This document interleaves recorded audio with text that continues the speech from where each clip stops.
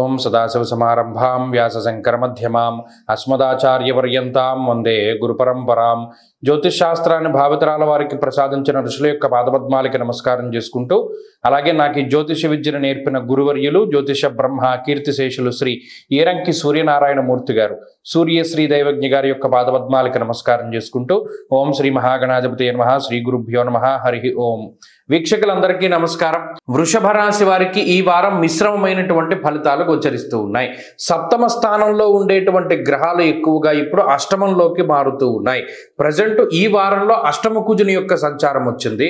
వచ్చే వారంలో అష్టమ రవి యొక్క సంచారం వస్తుంది, అష్టమ చంద్రుని యొక్క సంచారం వస్తుంది, అలాగే అష్టమంలోకి బుధుని యొక్క సంచారం వస్తుంది. అంటే గ్రహాలన్నీ 8వ స్థానంలోకి వెళుతూ ఉన్నాయి. ఈ 7 నుండి 8కి మారేటువంటి తరుణంలో తొందరపాటు నిర్ణయాలు తీసుకోవడానికి అవకాశాలు ఎక్కువగా ఉంటాయి. కాబట్టి వృషభ రాశి వారు ఏ నిర్ణయం తీసుకోవాలి అన్నా ఈ వారము అలాగే రాబోయేటువంటి వారాలు అంత యోగ్యమైనటువంటి వారాలు కాదు. ప్రత్యేకించి జీవిత భాగస్వామికి సంబంధించి, కుటుంబానికి సంబంధించినటువంటి విషయాలు కానివ్వండి, లేదా వ్యాపారపరమైనటువంటి భాగస్వామ్య వ్యాపారాలకు సంబంధించినటువంటి విషయాలు కానివ్వండి, విదేశాలకి సంబంధించినటువంటి విషయాలు కానివ్వండి, వీటికి సంబంధించినటువంటి నిర్ణయాలు తీసుకునేటప్పుడు చాలా జాగ్రత్తగా ఉండాలి. ముఖ్యంగా అపోహలు పెరుగుతూ ఉంటాయి, భయం వేస్తూ ఉంటుంది. స్థాననాశ రుణచ్ఛేద అష్టమస్తే ధరాసుతే అన్నది శాస్త్రం. ప్రత్యేకించి అష్టమంలో ఉండేటువంటి కుజుడు స్థానచలనాన్ని కలగజేస్తారు.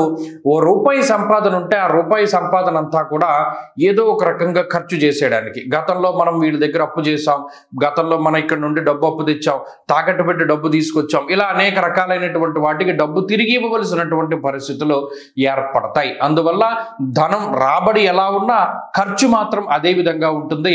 ఈ ఒక్క విషయాన్ని గమనించాలి. అలాగే ఆరోగ్య విషయమై శ్రద్ధ తీసుకోవాలి. అతిగా ప్రయాణాలు చేయవలసినటువంటి అవసరం ఏర్పడుతుంది. కొన్ని సందర్భాల్లో అవసరం లేకపోయినప్పటికీ అయిష్టంతోనే ప్రయాణం చేయవలసి వస్తుంది.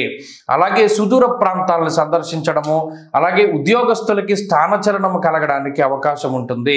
కొన్ని సందర్భాల్లో ఇది మంచిగానే మీకు రిజల్ట్ ఉంటుంది. అంటే మనకేదో స్థానచలనం కలిగిందో ఇది నెగిటివ్ అనుకోకూడదు. కొన్ని సందర్భాల్లో మంచికే స్థానం మార్పు జరుగుతూ ఉండడాన్ని గమనించవచ్చు.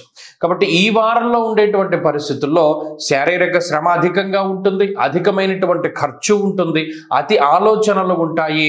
దెబ్బలు తగలకుండా జాగ్రత్తలు తీసుకోవాలి. కాలినటువంటి గాయాలు, ఏదైనా తెగి కోసుకున్నటువంటి గాయాలు, లోహములు, ఖనిజములు, ఇనుము వీటి వల్ల సంక్రమించినటువంటి ఏదైనా దెబ్బలు ఇవి ఎక్కువగా వస్తూ ఉంటాయి.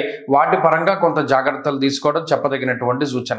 ఈ వారంలో మరిన్ని అనుకూలమైనటువంటి ఫలితాలను సాధించడానికై ఎక్కువగా సూర్యారాధన చేస్తూ ఉండడం చెప్పదగినటువంటి సూచన.